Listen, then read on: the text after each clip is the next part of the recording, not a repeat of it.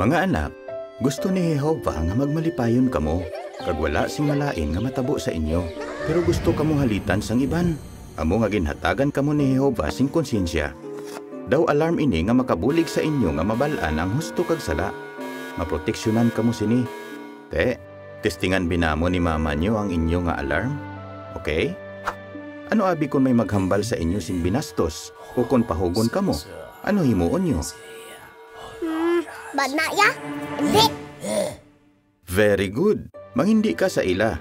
Tapos isugid nyo kay mama kag papa. Bisan ano ang ihambal sang iban sa inyo, isugid nyo gid sa amon.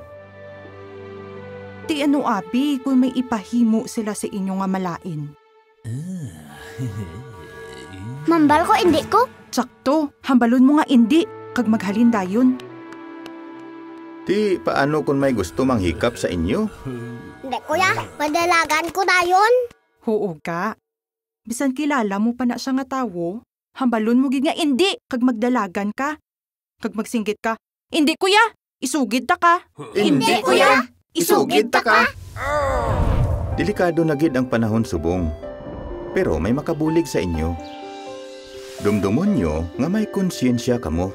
Si mama kag papa nga palangga kamo, kag ara man si Jehovah.